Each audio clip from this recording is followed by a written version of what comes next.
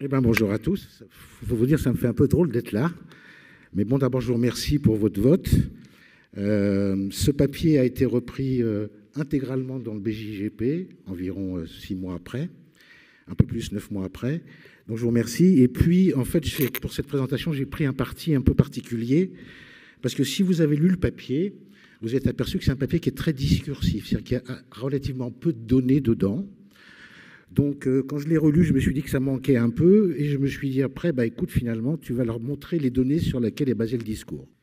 Voilà, donc je vous rappelle simplement les références. Et donc, l'idée, c'est de vous présenter les données sur lesquelles est basé le discours. Donc, c'est un petit peu hard, mais vous m'arrêtez si ça ne va pas. Voilà, donc la question qu'on s'est posée, c'était, voilà, finalement, dans le diabète de type 2, l'immense majorité des essais randomisés qui ont été publiés, ou pas publiés d'ailleurs, portait sur l'HbA1c. Et il y a très très peu d'essais en fait qui ont regardé quel était l'impact d'une intervention sur l'HbA1c sur les complications cliniques des diabétiques. Donc c'est ce qu'on fait avec REP par exemple, ou pour nous et pour les patients, finalement baisser son HbA1c, faire des hypos et pas échapper à des événements cardiovasculaires, ça ne sert à rien. Donc on est parti sur cette idée-là d'aller regarder dans la littérature et dans les grands essais l'impact d'une intervention sur l'HbA1c sur des critères cliniques pertinents pour les patients. Alors d'abord, je voudrais revenir un tout petit peu sur un truc de base qui est, il ne faut pas confondre facteur prédictif et facteur de risque. On voudrait parler de marqueur prédictif. Donc si on regarde le diabète et les définitions de ce qu'est un facteur de risque, la première définition, c'est il y a une association épidémiologique forte avec une maladie. La réponse pour le diabète est vraie. Toutes les études épidémiologiques montrent que les diabétiques sont plus à risque que les non-diabétiques. Deuxième définition, il faut un lien chronologique entre le facteur prédictif et la maladie. Et c'est vrai que pour le diabète de type 2, c'est vrai aussi, parce que plus on vieillit avec son diabète, et plus on a de chances de faire des événements. La troisième, c'est qu'il y a une plausibilité physiopathologique entre le facteur prédictif et la maladie. Et la réponse est, les biologistes et les gens qui font de la médecine fondamentale ont bien répondu à cette question. La réponse est oui. Et le quatrième, qui est le dernier, qui est, y a-t-il un impact d'une intervention sur le facteur de risque, oui ou non, sur la maladie ou sur la survenue de la maladie? Et pour le diabète, on ne sait pas. On sait pour le cholestérol, on sait pour l'hypertension artérielle, mais pour le diabète, on ne sait pas. Donc la première question qu'on s'est posée avec Rémi, c'est quid du lien de causalité, je parle bien du lien de causalité, entre l'intensification de la réduction de l'HbA1c et celle de la mortalité et des complications cardiovasculaires. Voilà, donc on a pris 4 études, parce qu'il n'y en a que 4 en fait dans le monde, dont une, on va dire, à faible niveau de preuve, et 3 grosses. Et on a regardé les résultats de ces études. Et si vous pouvez lire, en termes de mortalité totale, il n'y a pas de bénéfice à abaisser l'HbA1c. Il y a même un risque dans l'étude Accor où la mortalité totale augmente. Si vous regardez le critère d'après, sur la mortalité cardiovasculaire, même chose. Il n'y a pas de différence et il n'y a pas de bénéfice à abaisser l'HbA1c en dessous de 7. Et encore, je suis gentil. Et même, il y a un risque, puisque dans Accor, la mortalité cardiovasculaire augmente. Ça, c'est insupportable à entendre par les diabétologues, je vous en parlerai à la fin. Et puis, si on regarde la mortalité non cardiovasculaire, il n'y a pas de différence. Deuxième, contrôle glycémique et événements cardiovasculaires. Donc, si vous regardez les événements cardiovasculaires dans leur ensemble, il n'y a pas de différence entre le groupe traité et le groupe traitement intensif. À la seule exception, les infarctus du myocarde, tout en bas ici, où il y a une réduction relative de 15% des infarctus du myocarde. Mais regardez le risque absolu, il passe de 1,30 à 1,56, et donc il faut traiter 384 patients diabétiques de type 2 pendant 1 an pour éviter un infarctus du myocarde. Donc une réduction relative de 15%, qui est appréciable, mais une relation absolue qui est toute petite. Voilà. Et en face, il faut mettre les effets indésirables, et j'y viendrai tout à l'heure. Ça, c'est un travail qui a été fait par Rémi et par moi, qui était de regarder toutes les méta-analyses qui ont été faites sur les médicaments qui ont un effet sur le diabète de type 2. Et on retrouve exactement la même chose. Pas de différence sur la mortalité totale, pas de différence sur la mortalité cardiovasculaire, 15% de réduction relative des infarctus du myocarde, pas de différence sur les AVC et les hyposévères. Alors les hyposévères, ça a 2 définitions. Besoin de l'intervention d'un tiers ou besoin d'une intervention médicale. Donc c'est vraiment des hyposévères. et l'odd ratio est à peu près entre 2 et 2,50. Donc vous voyez que quand même, si on raisonne sur le plan du bénéfice-risque, traiter 384 patients pendant 1 an pour éviter un infarctus et multiplier les épaules sévères au moins par 2, je ne suis pas certain que la balance bénéfice-risque de l'intervention sur les HbA1c soit vraiment positive. Pareil sur les événements microvasculaires avec des hypoglycémies sévères et puis quand même un petit bénéfice, mais pas dans les 2 méta-analyses, sur la rétinopathie et sur la photocoagulation, mais j'y reviendrai un petit peu plus tard. Voilà, donc conclusion. Chez les patients diabétiques de type 2, d'après les données de la littérature, le traitement intensif de l'hyperglycémie chronique n'a aucun impact significatif sur la mortalité totale cardiovasculaire, voire les augmente, réduit modestement les infarctus du myocarde, au prix d'une augmentation importante des hypoglycémies sévères. Donc ça, c'était les essais sur les interventions sur l'HbA1c. Et après, on s'est posé la question avec Rémi, enfin c'est lui qui a plutôt soulevé cette question, c'est quid du lien de causalité entre la metformine associée ou non à un sulfamide et les complications. Donc en fait, il n'y a qu'une seule réponse à cette question, c'est, vous connaissez la Bible du KPDS, metformine versus pas de traitement, prise en charge globale, pas de placebo, avec ce résultat-là, au bout de 10 ans. Donc, réduction de la mortalité totale, réduction de la mortalité liée au diabète de type 2, réduction des IDM, pas d'effet sur les AVC, le microvasculaire et les AOMI. Sauf que, quand on gratte un tout petit peu dans UKPDS 33, on trouve ça, protocole pas publié avant l'essai, essai en ouvert, pas de placebo pour les témoins, modification et ajout de critères de jugement en cours d'essai après les analyses intermédiaires, investigateur informé des résultats des analyses intermédiaires, analyse metformine vs témoin, qui est une post-hoc, ce n'était pas prévu au protocole, et c'est un essai qui n'a jamais été reproduit. Donc le niveau de preuve de UKPDS sur la metformine est relativement faible, avec une population très particulière, 50 ans, pas plus d'1 an de diabète et tous gros. Donc UKPDS sur le plan du niveau de preuve, ça se discute.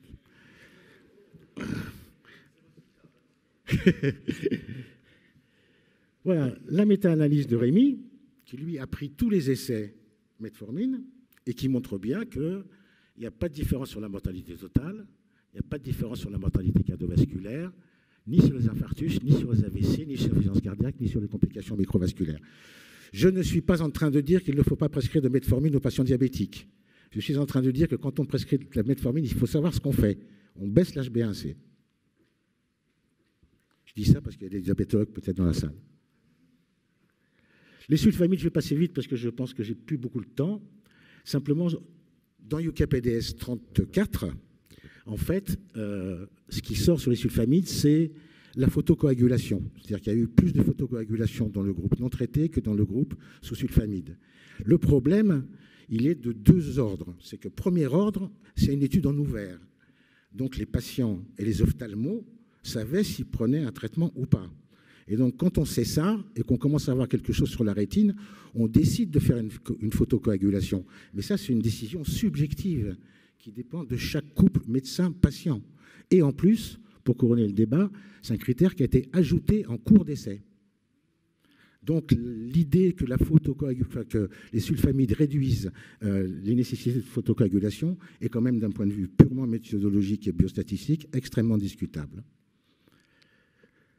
Les méta-analyses, par contre, montrent que ça augmente les événements cardiovasculaires, que ça augmente les événements cardiovasculaires, que ce soit VS placebo, VS d'autres antidiabétiques et VS les DPP4. Voilà, je vais m'arrêter là, juste pour vous donner une nouvelle quand même. Je ne sais pas si vous avez, parce que c'est assez récent. La Société francophone du diabète a publié la semaine dernière, il y a 10 jours à peu près, dans Médecine et maladies métabolisme, sa recommandation différente de celle de la HAS. Et sur la première page de cette recommandation, il est écrit « L'utilisation de la HbA1c comme critère surrogate pour les complications cardiovasculaires du diabète du type 2 n'est pas acceptable. » Je vous remercie de votre attention. Merci. Jean-Pierre Lebeau de Tours. Denis, j'ai beaucoup apprécié ta présentation, tu t'en doutes, et on est bien d'accord sur le fond. Mais je pense qu'il y a quelque chose qui mériterait d'être précisé. C'est qu'est-ce qui est de la réduction intensive de l'HbA1c et qu'est-ce qui est de l'utilisation de la metformine. Est-ce que tu penses qu'il faudrait, par exemple, en conclure, parce que je me suis déjà fait personnellement jeter avec une présentation de ce type dans un autre pays, dans lequel le diabétique moyen a 14% d'HbA1c.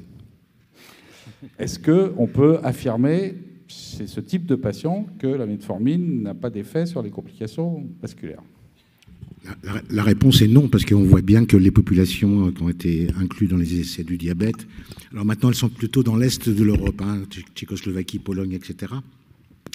On voit bien que c'est des populations quand même qui sont issues de pays relativement développés, et donc des Tunisiens avec 14% d'HbA1c et à qui il manque un œil, on ne rencontre pas tous les jours. Donc, en revanche, je voudrais vous informer les choses vont changer. Parce qu'il y a les nouveaux antidiabétiques qui commencent à publier pas mal de papiers et qui sont d'abord intéressés aux patients diabétiques de type 2 de prévention secondaire et qui d'abord ont montré la non-infériorité. Alors la non-infériorité, c'est compliqué, c'est-à-dire vous considérez que si un antidiabétique n'augmente pas de 30% les événements cardiovasculaires, c'est comme un placebo. Ça s'appelle les essais de non-infériorité. Donc ils ont fait ça avec les DPP4, ils ont fait ça avec les SGLT2 que vous allez voir arriver bientôt. Et en fait, ce qui est très intéressant quand même, c'est que quand on regarde les essais qui viennent de sortir là depuis 18 mois à peu près, avec les inhibiteurs de la SGLT2 ou les GLP1, en fait, chez les patients de prévention secondaire, ça réduit les événements cardiovasculaires. Après, on peut discuter de la méthode de ces produits-là, mais c'est autre chose. Mais cette réduction n'est pas corrélée à la réduction de l'HbA1c. Parce que, par exemple, dans Ampareg, il y a, je ne sais plus, 15% de réduction du critère principal qui est mortalité cardiovasculaire, AVC, infarctus du myocarde. Et la différence sur l'HbA1c est 0,24. Donc, le lien, ce n'est pas comme le LDL cholestérol, si vous voulez, le lien entre la variation de l'HbA1c, épidémiologiquement, il est juste, parce que c'est assez clair, mais quand on intervient, on n'a pas le résultat attendu. Donc c'est pour ça que les diabétologues étaient relativement mal dans leur peau, parce qu'ils n'arrivaient pas à démontrer que vraiment en agissant fortement sur l'HbA1c, y compris avec les mesures hygiéno-diététiques, on réduisait l'événement. Or, notre objectif à nous, en tant que soignants et avec nos patients, ce n'est pas uniquement de faire baisser l'HbA1c. C'est aussi de leur faire éviter d'avoir des événements. La mortalité, c'est peut-être un peu beaucoup, mais au moins d'avoir des événements cardiovasculaires, parce qu'un AVC, ça peut être, comme disait l'autre, on peut regretter de ne pas être mort pour des AVC sérieux. Donc, en fait, ces données-là, il faut bien qu'on soit conscient de ça, que nous, on est là pour soigner des gens, et quand on est en termes de prévention, pour éviter qu'un événement survienne sans leur en provoquer, si possible. Or là, dans le diabète de type 2, jusqu'à maintenant, ça va probablement un petit peu changer, on agissait sur un paramètre biologique, mais on n'avait pas de preuves, et toujours pas beaucoup, qu'en agissant sur ce paramètre biologique, on modifiait le pronostic des patients. Mais par contre, on avait beaucoup de preuves qu'on leur donnait des effets indésirables, parfois sévères, parce qu'une hyposévère, c'est une hyposévère quand même. Donc en fait, c'est ça le challenge. C'est ça le challenge. Et que le surrogate HbA1c, abandonné depuis une semaine par la Société francophone de diabétologie, partiellement abandonné, au moins pour les macros, au moins pour les complications macrovasculaires. Donc voilà, donc nos discours avec Rémi, c'est il n'est pas question de ne pas traiter les diabétiques. Il est simplement question de savoir ce qu'on fait quand on prescrit un antidiabétique et à quoi on peut s'attendre. Et qu'il y a d'autres médicaments dans le diabète de type 2, comme les statines ou les IEC, qui, eux, ont démontré qu'ils réduisaient les événements cardiovasculaires. Donc quand il faut se battre, il vaut mieux se battre sur un LDL que sur une HbA1c. Merci. Jérôme Michneau à Nantes. Je voulais savoir, du coup, concrètement en pratique, est-ce que la metformine, on peut la prescrire si on la prescrit à petite dose? Et j'avais cru comprendre aussi qu'elle avait, sans agir sur l'hémoglobine glyquée, un mécanisme d'action de prévention de morbimortalité, notamment la prévention des cancers. Je ne sais pas où ça en est là-dessus. Est-ce que justement on peut la la prescrire à petite dose avec un risque d'hypoglycémie qui paraît quand même assez modéré quand on l'utilise à petite dose. Et voilà, est-ce qu'on continue de l'utiliser? Les sulfamides, j'ai l'impression que c'est moins flagrant leur intérêt, mais je voulais avoir votre avis sur la question pratique d'un patient avec une hémoglobine glyquée quand même assez élevée. Et qu'est-ce qu'on fait devant ce patient du coup? Alors,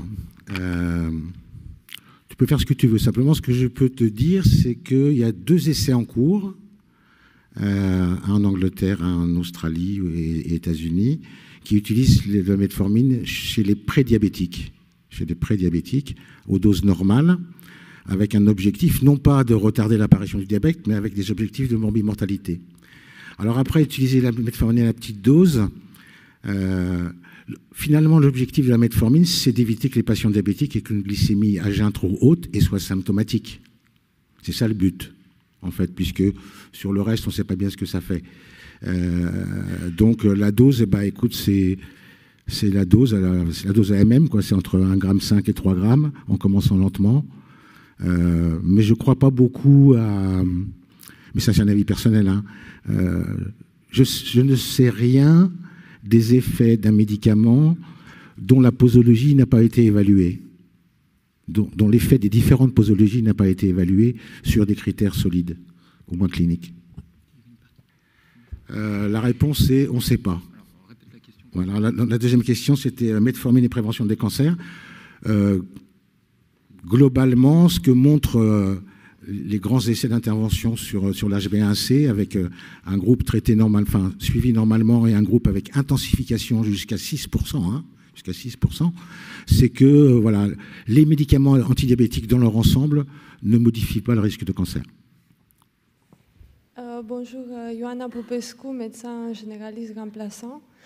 Je voulais vous poser une question parce que, donc, effectivement, pour les complications macrovasculaires, ce n'est pas encore démontré qu'un contrôle strict de l'hémoglobine glyquée il est efficace.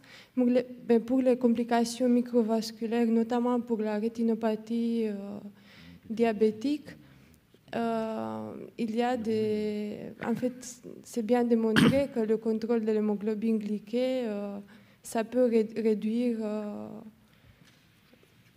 La question, est-ce qu'il ne faut pas parler aussi de l'indication pour réduire les complications microangiopathiques pour les patients diabétiques? Alors, si ta question c'est est-ce qu'il y a une démonstration pour la rétinopathie, alors c'est très très compliqué parce que en fait ça dépend de la définition du critère de jugement des essais. Et quand on parle de rétinopathie, on peut parler de variation sur l'échelle EDSS, qui est une échelle de vue. On peut parler de nécessité d'une photocoagulation. Mais le vrai critère, en fait, pour démontrer l'effet d'un traitement antidiabétique sur le problème de vue, ça serait au moins un critère pertinent, ça serait au moins la perte d'un œil. Tu comprends ce que je veux dire? Parce qu'après, une variation sur une EDSS ou 1/10 de vision en moins, est-ce que c'est vraiment cliniquement pertinent, sachant qu'on a des lunettes? Donc en fait, c'est toujours ça. Dans le diabète de type 2, les essais se sont très très tardivement intéressés à l'impact clinique d'une intervention sur un paramètre biologique. Parce que les diabétologues ont fait la même démarche que dans le diabète de type 1. Et donc, comme ils sont câblés avec c'est le pancréas qui ne fonctionne pas bien, etc. Et le diabète de type 1 est une maladie, comment dirais-je, exemplaire. Il y a un seul facteur dans le diabète de type 1. Dans le diabète de type 2, il y en a de très, très, très, très nombreux. Le poids, l'âge, les antécédents familiaux, la bouffe, le manque de chance. Enfin, il y a énormément de facteurs. Et le diabète de type 2, ce n'est pas la même maladie que le diabète de type 1. Mais les diabétologues ont raisonné comme avec le patient diabétique de type 1. Historiquement parlant. Jean-Sébastien, de l'Université Pierre et Curie. Moi, c'est simplement un retour d'expérience. Depuis que les articles sont sortis dans Exercer et les méta-analyses dans notre cabinet, on a pris parti de modifier notre pratique. Donc, en fait, on dit ce qu'on fait. À l'annonce du diabète, on met des statines et des IEC. Et ensuite, donc, ce qui est très difficile, c'est de l'éducation thérapeutique, dire à quelqu'un, vous avez un diabète, mais on va corriger vos problématiques qui peuvent être liées au cholestérol. Et ensuite, s'il y a une microalbuminurie, on met de l'aspirine. C'est-à-dire on suit vos recommandations, c'est ce qui a changé. C'est très compliqué avec les diabétologues du coin, avec les cardiologues, mais finalement c'est les patients qui sont les plus à même de comprendre l'enjeu. Bien sûr avec les règles hygiéno-diététiques, avec le sport sur ordonnance, donc on avance beaucoup sur ces éléments-là. Est-ce qu'on a bon finalement de faire ça? Donc IEC, statine à l'annonce, au fur et à mesure des mois suivant l'annonce du diabète. Écoute, c'est une question piège quand même, ça, Jean-Sébastien. Tant qu'ils ne sont pas symptomatiques et qu'ils n'ont pas des HbA1c au plafond et qu'ils ne font pas n'importe quoi, je pense que c'est une décision médicale partagée, evidence-based. Ça va changer avec les diabétiques en prévention secondaire, probablement dans les années qui viennent. Là. C'est vrai que ça fait drôle de dire vous avez du diabète et je vous donne un truc pour la tension. Hein ?